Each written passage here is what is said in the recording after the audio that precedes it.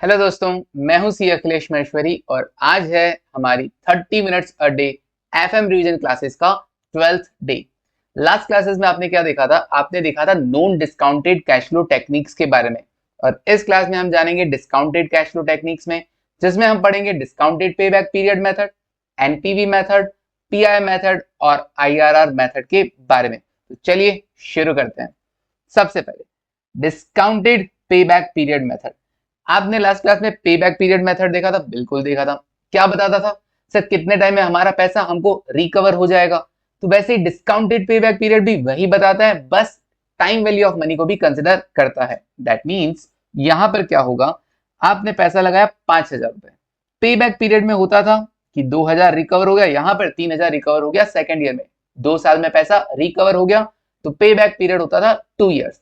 Discounted pay back period में आपको क्या करना होगा, जितने भी कैश इनफ्लोज हैं उन सारे कैश इनफ्लोज का आपको पहले प्रेजेंट वैल्यू कैलकुलेट करना होगा और फिर वही काम करना होगा जो आप पे बैक पीरियड के लिए किया करते थे।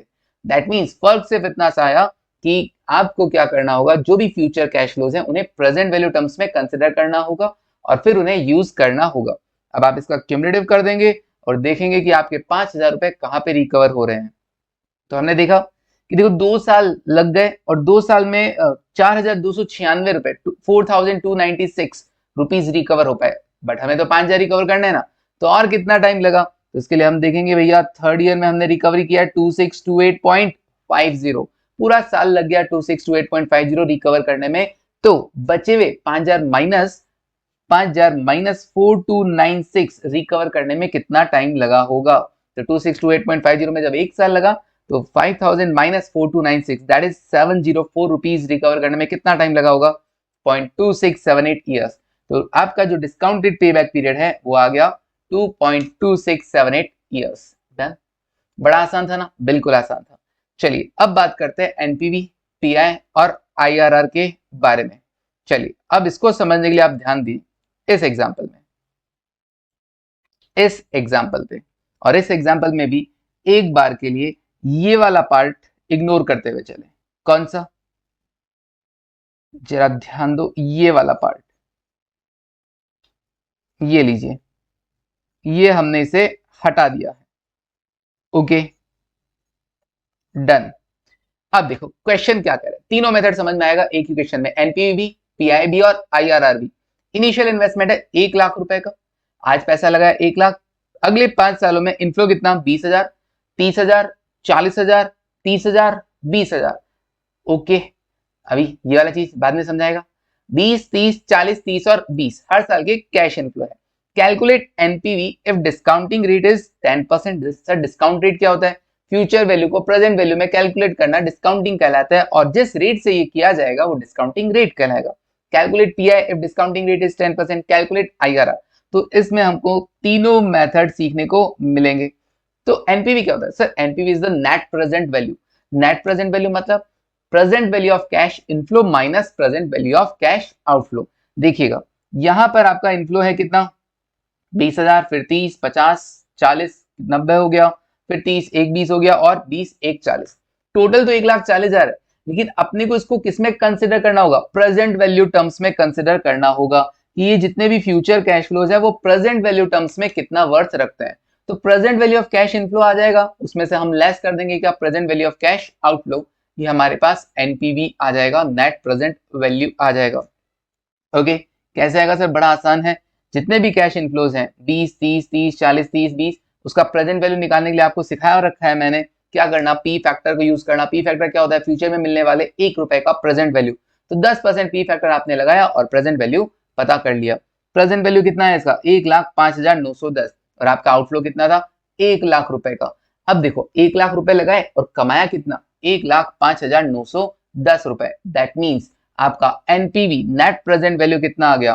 5,910। अब डिसीजन क्राइटेरिया क्या रहेगा? जिसका एनपीवी पॉजिटिव है, जिस प्रोजेक्ट का एनपीवी पॉजिटिव है उस प्रोजेक्ट को एक्सेप्ट करना है, जिसका नेगेटिव है उसको रिजेक्ट कर देना है, जिसका जीरो है that is the indifference point. Okay okay. अब सर ये जो अभी तक मैंने एनपीवी की कैलकुलेशन की, उससे मैंने एक ऑब्जर्वेशन फाइंड आउट किया। क्या? मैंने कौन सी रेट से डिस्काउंटिंग किया, मैंने डिस्काउंटिंग किया 10% से। यहां पर मेरा एनपीवी कितना आया 5,910। इसका मतलब क्या है, इसका मतलब है कि मैंने क्या कमाया, मैंने 10% तो कमाया ही कमाया, ऊपर से 5,910 रुपए और कमाए हैं इस प्रोजेक्ट पर। 10% क्या था सर, डिस्काउंटिंग रेट, और डिस्काउंटिंग रेट आपका कौन सा रहने वाला है, ध्यान रखना WACC पढ़ा है ना, cost of capital chapter, WACC मतलब कैपिटल को रेज करने का जो आपका कॉस्ट आ रहा है उस रेट से आप डिस्काउंटिंग कर रहे हैं। अच्छा, कैपिटल को रेज करने का कॉस्ट है तो कम से कम इतना तो प्रोजेक्ट से कमाना ही चाहिए ना मेरे को, बिल्कुल इतना तो कमाना ही चाहिए ना। 10% कमाओगे नहीं तो भैया क्या कमाओगे और क्या खिलाओगे अपने बच्चों को, ठीक है ना। तो 10% तो कम से कम आपको कमाना ही पड़ेगा, कॉस्ट टू कॉस्ट काम होगा ना फिर तो, क्योंकि कैपिटल पे जितना पे करो 10% उतना नहीं कमाया तो कुछ नहीं होगा। अच्छा, फिर इसीलिए बोलते हैं एनपीवी पॉजिटिव होगा तो एक्सेप्ट करो कि भैया 10% तो लोगों के लिए कमाया तुमने, खुद के लिए क्या कमाया, खुद के लिए कमाया 5,910 रुपए। तो मैं कह सकता हूं कि इस प्रोजेक्ट पे मैंने टोटल कितना कमाया है, टोटल कमाया तो 10% प्लस 5910 है ना, फिर 10% मैंने जो कैपिटल लेकर आया उसको प्रोवाइड करवा दिया, 5,910 मेरा पास रह गया। ओके, ये था एनपीवी मेथड और उसका इंटरप्रिटेशन। चलिए अब देखते हैं दूसरा मेथड, कौन सा, pi method, profitability index method. NPV के ऑलमोस्ट जैसे ही कैलकुलेट होगा, बस फॉर्मूला थोड़ा सा बदल गया है। Present value of cash inflow divide by present value of cash outflow, minus की जगह डिवाइड हो गया, उससे क्या होगा, ये हमारा पीआई आ गया 1.0591। इसका मतलब अगर आप 1 रुपए इन्वेस्ट करते हैं, अगर आप 1 रुपए का आउटफ्लो करते हैं अपने प्रोजेक्ट पर, तो आपको वापस इन रिटर्न टोटल इनफ्लो कितना मिलेगा 1.0591। इसका मतलब ये हुआ 1 रुपया लगाया वापस मिला 1 रुपए 5 पैसे और 6 पैसे करीब। तो वो जो 5 पैसे और 6 पैसे ऊपर मिल रहा है ना, वो आपका एनपीवी है उस 1 रुपए पर, वो आपका एनपीवी है वो उस 1 रुपए पर। ओके, तो भैया सिंपल बात है, अगर मैं 1 रुपए इन्वेस्ट कर रहा हूँ और 1 रुपए से ज्यादा वापस मुझे मिल रहा है तो प्रोजेक्ट में इन्वेस्ट करना चाहिए। यस, तो पीआई का जो डिसीजन क्राइटेरिया वो क्या है, वो है अगर आपका पीआई 1 से ज्यादा हो तो प्रोजेक्ट में इन्वेस्ट करो, अगर आपका पीआई 1 से कम हो तो प्रोजेक्ट को रिजेक्ट कर दो। अगर आपका पीआई 1 हो दैट मींस इनफ्लो और आउटफ्लो बराबर हो गए ना। ओके, इंडिफरेंस पॉइंट आ गया। ओके, चलिए अब बढ़ते हैं और आगे। अब बात करते हैं आईआरआर। सर आईआरआर क्या होता है, IRR is the earning rate of the project, कि आप एक्चुअली इस प्रोजेक्ट से क्या कमा रहे हैं। कुछ बच्चों के यहाँ इच्छा भी हुई होगी कि सर हम 10% कमा रहे हैं और ऊपर से 5,910 रुपए कमा रहे हैं, तो एक्चुअली ये कितना परसेंटेज रखता होगा। कोई मुझे बता सकता है कि एक्चुअली मैं कितना परसेंटेज से कमा रहा हूं। आप कह रहे हैं 10% कमा रहे हो, ऊपर 5,910 रुपए और कमा रहे हो, तो एक्चुअली मैं कितना परसेंटेज से कमा रहा हूं, ये जानने के लिए बना कौन सा method, IRR method, internal rate of return method. अब ये कैसे है सर, इसका बड़ा सा फॉर्मूला है, lower discount rate plus present value of cash inflow at lower discount rate minus present value of cash outflow whole divide by present value of cash inflow at lower discount rate minus present value of cash inflow at higher discount rate into higher discount rate minus lower discount rate. लेकिन तुमको ये formula याद करने का जरूरत नहीं है, समझने पे फोकस करो, अपने आप काम होगा। सर अर्निंग रेट बोला ना, 10% तुम कमा रहे हो, ऊपर कितना कमा रहे हो 5,910 रुपए और कमा रहे हो, तो भैया ये कैसे होगा, सुनो देखो जरा कैसे होगा। अब इसके लिए मुझे क्या करना पड़ेगा ना, यहां पे थोड़ा सा तुमको जादू दिखाना पड़ेगा। ये क्या आ गया देखो, 10% के बाद मैंने एक और रेट लिया 15%। उसका लॉजिक सुनना, मुझे पता है कि मैं 10% तो कमा रहा हूं, ऊपर कितना कमा रहा हूं 5,910। इसका मतलब मैं जो कमा रहा हूं वो रेट 10% से तो ज्यादा है, बिल्कुल ज्यादा है सर, एकदम पते की बात। तो अब मैं देखना चाहता हूं क्या वो रेट 15% है। तो जब मैंने 15% से डिस्काउंटिंग किया, सर 15 से क्यों किया, अरे मेरी इच्छा थी तो मैंने 15 से किया, तुम 12 से करते, 13 से करते, 14 से करते, अपन 16, 17, 20 से भी कर सकते थे ना, लेकिन ज्यादा दूर मत चले जाना। मेरा जो आइडियल गैप है दो रेट्स के बीच में वो 5% है ना, मैं 5% से कम भी नहीं लेता इन जनरल, ना 5% से ज्यादा लेता हूँ। रीजन क्या है, ज्यादा दूर का लेंगे, अगर दो रेट में डिफरेंस लिया जाएगा तो आंसर हमारा डिफर करेगा, बहुत ज्यादा दूर चला जाएगा अप्रोक्सीमेशन से। और अगर मैंने एकदम पास का लिया तो मेरे को बार बार परेशानी होगी कि भैया जो मैं चाहता हूँ वो रेट मिलेगी या नहीं मिलेगी। अब चाहते क्या हो सर, अब मैं ये चाहता हूं कि देखो दो रेट्स ऐसी होनी चाहिए, दो रेट्स ऐसी होनी चाहिए जिसमें एक बार तो इनफ्लो आउटफ्लो से ज्यादा आ जाए और एक बार इनफ्लो आउटफ्लो से कम आ जाए। इनफ्लो आउटफ्लो से ज्यादा आने का मतलब है कि भैया मैं 10% तो कमा ही रहा था और ऊपर से 5,910 रुपए और कमा रहा था। और इनफ्लो आउटफ्लो से कम आने का मतलब है कि मैं 15% नहीं कमा रहा हूं। इसका मतलब मैं कमा कितना रहा हूं, 10 से ज्यादा लेकिन 15% से कम। दो रेट डिसाइड हो गई ना, लोअर डिस्काउंट रेट और हायर डिस्काउंट रेट। इन्हीं दो रेट्स के बीच में मेरा आंसर है। अब ये आंसर कैसे आएगा वो सुनो। देखो क्या होगा, फॉर्मूला समझना।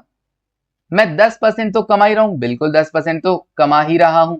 ऊपर कितना कमा रहा हूं सर, ऊपर कमा रहे हैं 5,910 रुपए। और अब ये 5,910 रुपए मेरा कितना परसेंटेज रखता है, इसके लिए मैंने क्या किया, एक हायर रेट का यूज किया।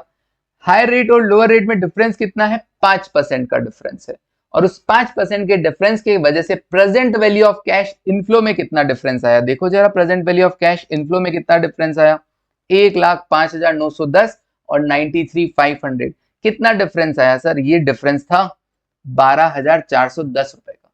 तो जब 12,410 रुपए के वैल्यू डिफरेंस पे 5% रेट का डिफरेंस आता है, तो 5,910 रुपए के वैल्यू डिफरेंस पे कितना परसेंटेज का गैप आना चाहिए, तो वो आया कितना 0.0238, मतलब 2.38%। मतलब मैं 10% तो कमा रहा हूं, उसके ऊपर कितना कमा रहा हूं, अप्रोक्सीमेट 2.38% कमा रहा हूं। दैट मीन्स मेरा टोटल अर्निंग रेट हो गया है 12.38%। 12.38%, बड़ा सिंपल था, ठीक है ना। तो लॉजिक से मैंने बताया, फॉर्मूला तो आप याद कर ही सकते हो। Present value of cash inflow at lower discount rate minus present value of cash outflow. Starting में न्यूमरेटर में क्या था, दिस वन। तो सर हम इसके लिए ऐसा बोल सकते हैं क्या, NPV eight lower discount rate, बिल्कुल बोल सकते हो, NPV eight lower discount rate बोल सकते हो। ठीक है, चलिए आगे बढ़ते हैं। आई थिंक समझ में आ गया होगा ये वाला फॉर्मूला। अब हम बढ़ते हैं प्रॉपर इधर नोट्स की तरफ, देखिएगा। ठीक है, एनपीवी मेथड की बात करते हैं। सर एनपीवी मेथड क्या होता है, present value of cash inflow minus present value of cash outflow. वो एग्जांपल मैंने आपको तीनों मेथड समझाने के लिए एक बार में बता दिया, अब ज्यादा बताने की जरूरत है ही नहीं। ओके, तो एनपीवी मेथड क्या होगा sir, present value of cash inflow minus present value of cash outflow. Discounting के लिए आप कॉस्ट ऑफ कैपिटल यूज करेंगे, डब्ल्यूएसीसी रेट आपको यूज करना होगा। एजम्पशन क्या रहने वाला है सर, यहाँ बहुत इंपॉर्टेंट, assumption क्या रहता है एनपीवी मेथड के अंदर। Sir assumption under this method is that the cash inflows are reinvested at the same discounting rate। मतलब सर क्या बोला आपने, आपके जो हर साल के कैश इनफ्लोज है ना उस प्रोजेक्ट से जो आप कमा रहे हो, आर रीइन्वेस्टेड, उसको आप रीइन्वेस्ट कर रहे हो, किस रेट से रीइन्वेस्ट कर रहे हो, सेम डिस्काउंटिंग रेट। हमने तो नहीं देखा रीइन्वेस्ट होते हुए, मैंने कहा अब भी दिखाता हूं तुमको रीइन्वेस्ट होते हुए। देखो जरा कैसे हो रहा है वो रीइन्वेस्ट। ओके, ये जो काला काला किया था वो इसीलिए किया था, बिल्कुल इसीलिए किया था। अब देखिएगा जरा, इससे पहले आप ऑलरेडी एनपी मेथड जान चुके हैं, present value of cash inflow minus present value of cash outflow. अब हम एनपी मेथड को फिर से पढ़ रहे हैं और उसमें देख रहे हैं कि एजम्पशन क्या है। एनपी मेथड कहता है कि मैं इस एजम्पशन पे काम करता हूं, किस एजम्पशन पे, कि cash inflows are reinvested at the same discounting rate. Discounting rate क्या थी, 10% थी। ओके, डिजायर्ड रेट हमारी डब्ल्यूसीसी क्या थी, 10%। ओके, तो जरा देखो एनपी मेथड कहता है कि देखो आपको ये 20,000 मिले ना, एक काम करो आप इसे री इन्वेस्ट कर दो। कितने साल के लिए री इन्वेस्ट करोगे, प्रोजेक्ट की लाइफ कितनी है, 5 साल। तो एक काम करो, ये जो फर्स्ट ईयर के एंड में आपको 20,000 रुपए मिल रहे हैं, अगले 4 साल के लिए री इन्वेस्ट कर दो। कौन सी रेट से, 10% से। ये जो 30,000 मिले अगले 3 साल के लिए इन्वेस्ट कर दो। 40,000 मिले 2 साल के लिए इन्वेस्ट कर दो। 30,000 मिले 1 साल के लिए इन्वेस्ट कर दो। और 20,000 जो 5th ईयर के एंड में मिले हैं वो 20,000 के बराबर, वो इन्वेस्ट नहीं हो सकता। और अब देखो 5 साल के बाद तुम्हारे पॉकेट में पैसा कितना है, तुम्हारे बैंक बैलेंस कितना है, 1,70,612 रुपए। ओके, तो सर इससे क्या प्रूव होगा, मैं कहा सुनो, 1,70,612 तुम्हें कब मिलने वाले हैं, 5 साल बाद।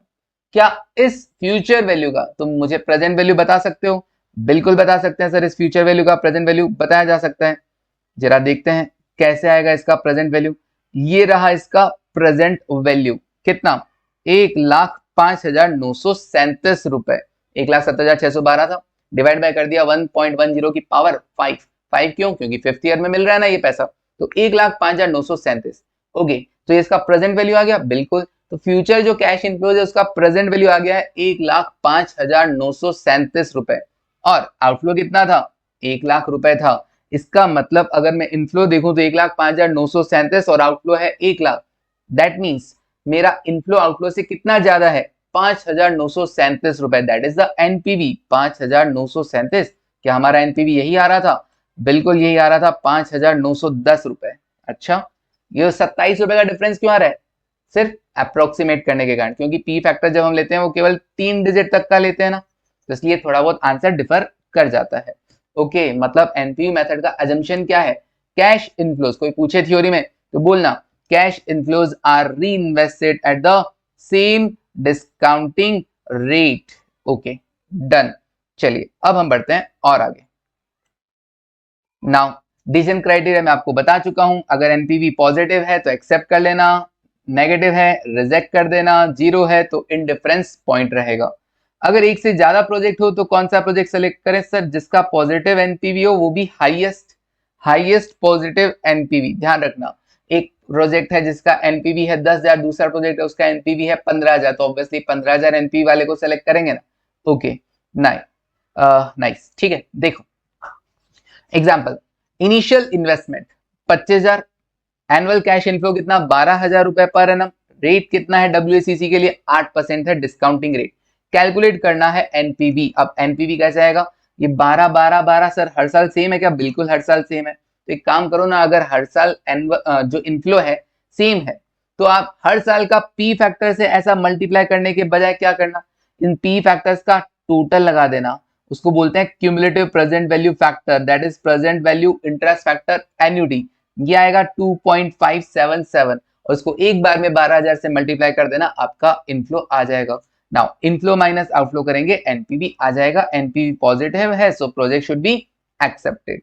Now next example, 0 1 2 3 4 5। 0 मतलब आज, फर्स्ट मतलब फर्स्ट ईयर का एंड, सेकंड मतलब सेकंड ईयर का एंड, थर्ड मतलब थर्ड ईयर का एंड, फोर्थ मतलब फोर्थ ईयर का एंड, फिफ्थ मतलब फिफ्थ ईयर का एंड। आउटफ्लो कब कब हो रहा है? देखो आउटफ्लो हो रहा है आज 1.5 लाख रुपए का, और फर्स्ट ईयर के एंड में 30,000 का। तो अपने को एनपीवी कैलकुलेट करने के लिए क्या करना होगा? Present value of cash outflow पता करना होगा। तो जो 1.5 लाख आज लग रहे हैं वो तो 1.5 लाख ही, लेकिन जो 30,000 एक साल बाद लग रहे हैं वो आज कितना किसके इक्वलेंट है? मार्केट में रेट कितना है? 10%। तो पहले साल का पी फैक्टर कितना होगा 10% से? 0.909। तो 0.909 से 30,000 को मल्टीप्लाई कर दीजिए, आ जाएगा present value of cash outflow. Okay, 1,77,270, 1.5 lakh plus 30,000 into 0.909, बोले तो 27,270। Okay, now present value of cash inflow देख लो, इनफ्लो कितना? ये ये ये वाला, और फिफ्थ ईयर में तो 40,000 और मिल रहा है ना, तो ये फिफ्थ ईयर में 30 तो मिलेगा ही मिलेगा, 40 और मिलेगा, टोटल 70,000 रुपए। ये लो जी 70,000। ये सारी कैश इनफ्लोज का आप क्या कर देंगे? प्रेजेंट वैल्यू कैलकुलेट कर देंगे। यह आ जाएगा 1,86,130, इसमें से आउटफ्लो लेस कर देना, present value of cash outflow, अपने पास एनपीवी आ जाएगा 8860। एनपीवी पॉजिटिव है, so project should be accepted. Now next, अभी दो प्रोजेक्ट है, सेम वैसे ही कैलकुलेट हो जाएगा, कोई दिक्कत नहीं है जी। बस दो प्रोजेक्ट में से लेंगे कौन सा सर? जिसका एनपीवी ज्यादा होगा, 4227 या 4728? Obviously sir 4728। सो एनपीवी प्रोजेक्ट वाई का ज्यादा है, तो why should be accepted. Okay, इस बार टेबल में मैंने जीरो ईयर से चालू किया, तो ध्यान रखना जीरो ईयर का पी फैक्टर होता है 1। कोई पूछ भी ले तो जीरो मतलब आज 1 रुपया के बराबर है। ओके, इसमें मैंने इनफ्लो आउटफ्लो दोनों ले लिया टेबल में, तो डायरेक्ट मेरे पास एनपीवी आंसर आ गया है। Now next, pi method, profitability index method. Sir ये क्या है? बताया था ना, इसके और भी नाम है, बेनिफिट कॉस्ट रेशियो मेथड है, डिजायरेबिलिटी फैक्टर मेथड है, एनपीवी इंडेक्स मेथड है। ये आपको क्या बताता है? It shows the return on the investment of ₹1। 1 रुपए के इन्वेस्टमेंट पे आपका रिटर्न कितना है? 1 रुपए के इन्वेस्टमेंट पे आपका रिटर्न कितना है? अपन ने देखा था ना 1.0591, मतलब 1 रुपए का लगाओगे वापस कितना मिलेगा? 1.0591। 0.0591 क्या है? आपका एनपीवी हो गया। ओके जी, फॉर्मूला क्या रहेगा? Inflow divide by outflow, present value of cash inflow divide by present value of cash outflow. Pi अगर एक से ज्यादा हुआ तो एक्सेप्ट कर लेना, एक से कम हुआ रिजेक्ट कर देना, और एक हुआ तो इनडिफरेंस पॉइंट। एक होने का मतलब है इनफ्लो और आउटफ्लो बराबर होना। एक से ज्यादा प्रोजेक्ट की बात करें तो जिसका पीआई ज्यादा होगा उसे एक्सेप्ट कर लेना, लेकिन क्राइटेरिया मोर देन 1 होना चाहिए। प्रोवाइडेड एक से ज्यादा, प्रोवाइडेड मोर देन 1। पता चला दो प्रोजेक्ट है, एक एक्स है एक वाई है, इसका पीआई 0.8 है, इसका पीआई 0.9 है, तुम कह दो कि भैया वाई सेलेक्ट कर लो, मत कर लेना, एक से कम है ना, एक से कम होने पर तो करना ही नहीं है, ठीक है ना। चलिए, तो दो प्रोजेक्ट हो तो देखना कि एक से ज्यादा होने चाहिए, एक पीआई इसका एक से ज्यादा होना चाहिए, और उन दोनों प्रोजेक्ट में किसका पीआई ज्यादा है, बस सिंपल। नाउ तो ये पीआई के क्वेश्चन भी सेम वैसे ही होंगे जैसा एनपीवी है, बस इनफ्लो माइनस आउटफ्लो करने की जगह इनफ्लो डिवाइडेड बाय आउटफ्लो हो जाएगा। इनफ्लो डिवाइडेड बाय आउटफ्लो हो जाएगा। ओके जी, चलिए बढ़ते हम आगे। सर बड़ा मजा आ रहा है, बड़ा आसान है, बड़ा आसान है। पीआई जिसका ज्यादा होगा हम उसे एक्सेप्ट कर लेंगे। ना IRR method, IRR is the earning rate, बिल्कुल। आईआरआर एक ऐसा रेट होता है जिस पर आपका इनफ्लो और आउटफ्लो क्या होता है, बराबर होता है। इनफ्लो और आउटफ्लो बराबर, मतलब आईआरआर से अगर डिस्काउंटिंग करोगे तो जो इनफ्लोज का प्रेजेंट वैल्यू निकल कर आएगा वो आउटफ्लो के बराबर आएगा। ओके, तो आईआरआर पे इनफ्लो और आउटफ्लो बराबर होते हैं। एनपीवी, इनफ्लो आउटफ्लो बराबर होगा तो एनपीवी 0 होगा। और पीआई कितना होगा सर, पीआई होगा 1। पीआई होगा कितना, 1।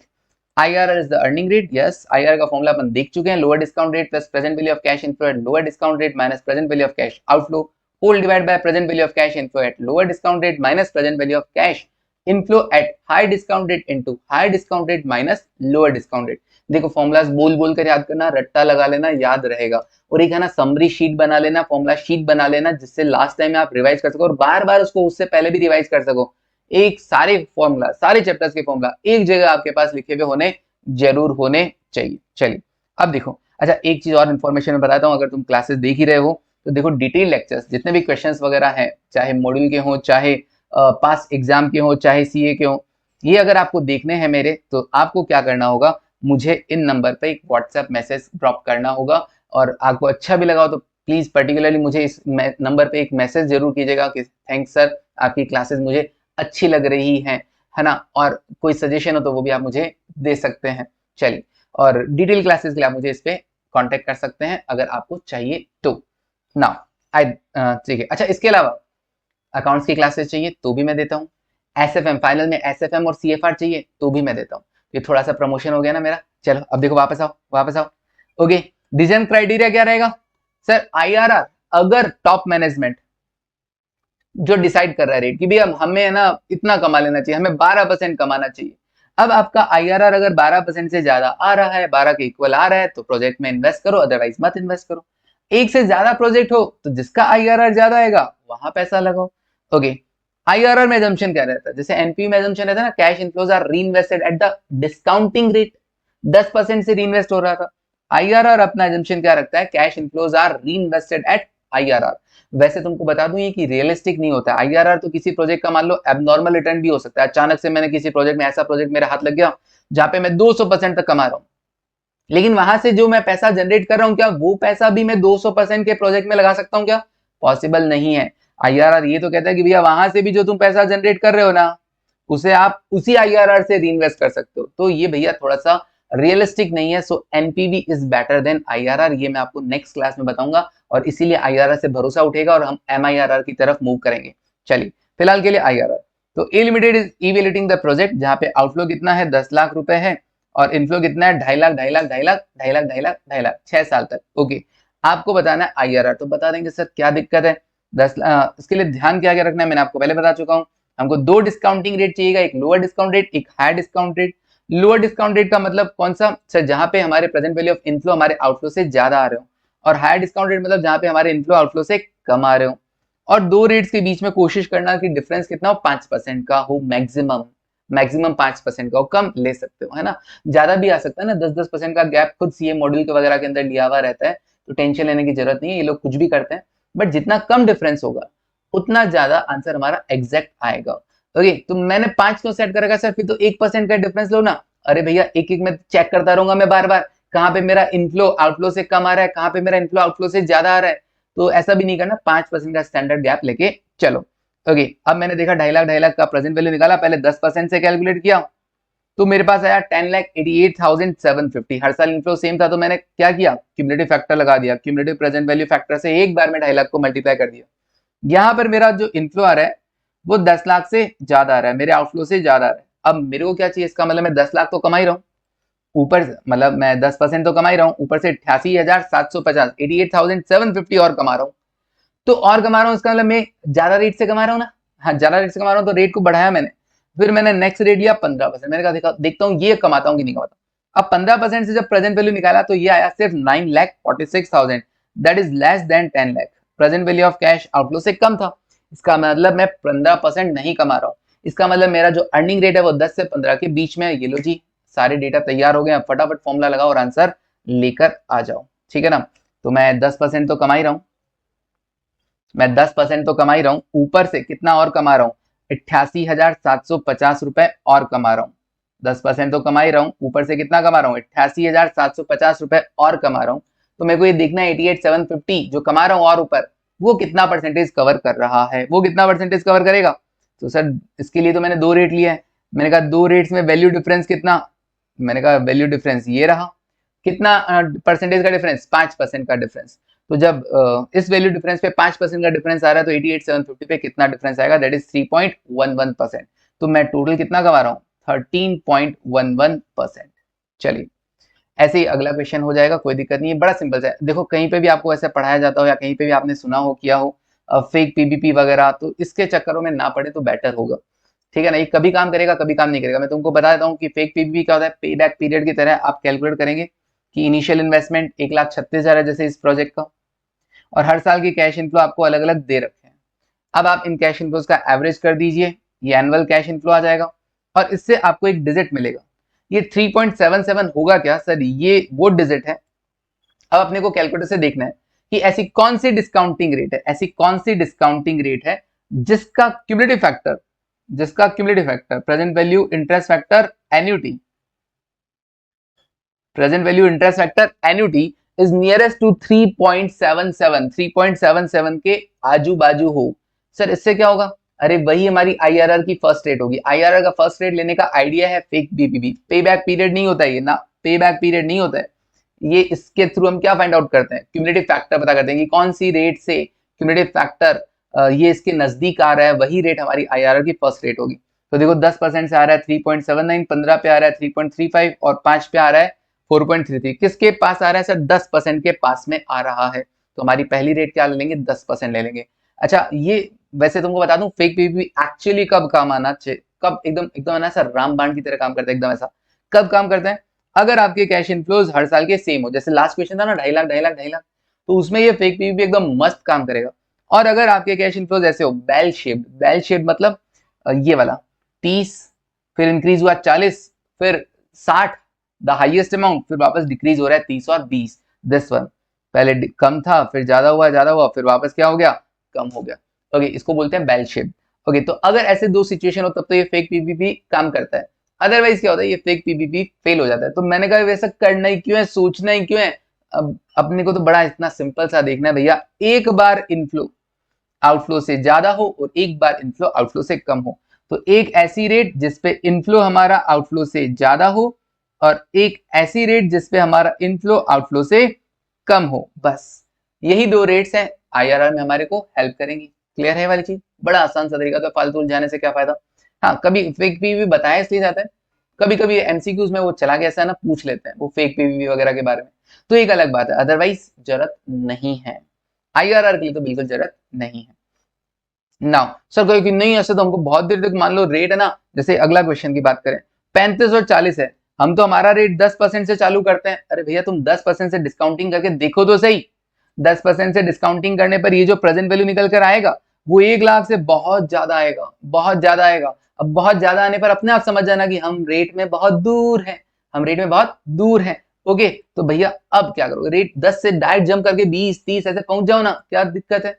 तो हमको ऐसी दो रेट चाहिए जिसमें एक बार तो इनफ्लो आउटफ्लो से ज्यादा आ रहा हो और एक बार इनफ्लो आउटफ्लो से ज्यादा आ रहा हो, एक बार इनफ्लो आउटफ्लो से कम आ रहा हो, बस इतनी सी चीज पे फोकस करो और कोई दिक्कत नहीं है। ये लो जी आईआरआर आ जाएगा, बाकी फेक पीपी वगैरह कोई दिक्कत नहीं है, मत करना, भले ही दिमाग में मत लाना। चलिए ओके नेक्स्ट क्लास में हम पढ़ेंगे क्या, मॉडिफाइड आईआरआर मेथड। बट आज के लिए बस इतना ही, एनपीवी देखा, आईआरआर देखा, ठीक है ना, पे back sorry discounted pay back period देखा और पीआई मेथड हमने पढ़ाई। 4 मेथड हमने आज कंप्लीट कर लिए हैं। वीडियो अच्छा लगा हो तो लाइक जरूर कीजिएगा, दोस्तों के साथ शेयर कीजिएगा। ये बहुत ही इंपॉर्टेंट वीडियो था, ये बहुत ही इंपॉर्टेंट वीडियो था, एक बार में नहीं समझ में आया तो 2 बार देख लेना, ठीक है। चलिए और भैया कमेंट करना बिल्कुल मत भूलिएगा। Okay thank you, take care and bye.